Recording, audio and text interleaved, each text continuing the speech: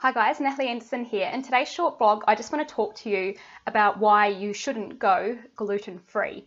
For those of you that don't know, and I think most of you probably do, gluten is the protein found in your wheat and rye and barley and in some oats as well. Now, it is for a lot of people, it's a protein that's quite hard to digest. I guess my concern is the reason that it's hard to digest is because a lot of us have got challenges with our gut, and what happens is this beautiful lining of your gut, which keeps everything in, and it just is such a like a immune powerhouse, is we haven't looked after it, and it starts to become a bit porous and holes start to form.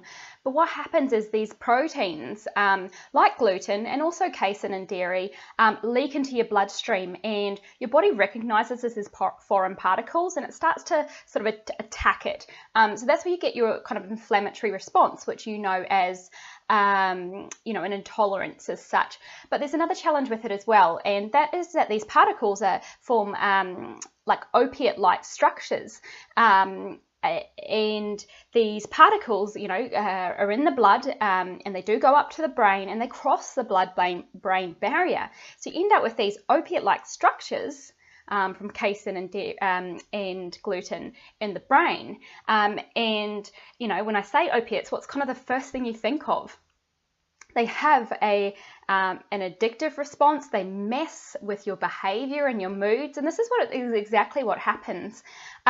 So my beef with going gluten-free is that you remove those foods. So you remove the casein out of if you remove dairy as well, but if you move gluten out of your diet, yes, you take these out of your bloodstream, so you're not going to have that inflammatory response. You won't have sort of those same sort of challenges up in the brain.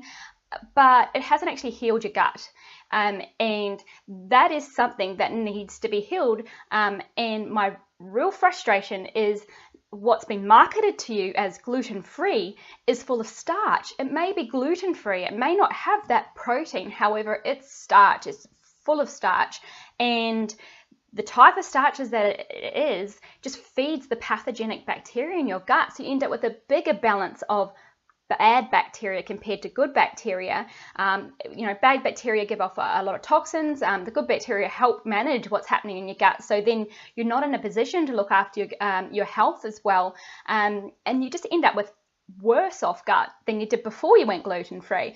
So I guess the three things I want you to consider is, yes, by removing gluten out of your diet, you're going to see a lot of benefits because you're not going to have that inflammatory response. You're not going to have the opiate-like structures messing with your brain. But I also want you to consider removing other foods that are also damaging that gut balance, like the starchy foods. Switch it to vegetables as your carbohydrate sources as opposed to the starches. Also, introduce foods that are nourishing to your guts, like your bone broths, probiotics foods like kombucha and kefir and sauerkraut, and like a good homemade yogurt that's full fat and been fermented a little bit longer, so it eats up all the lactose as well.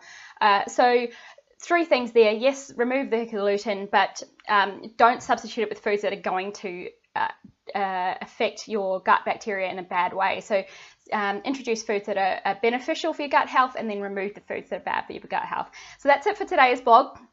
I'll see you in the next one. Bye for now.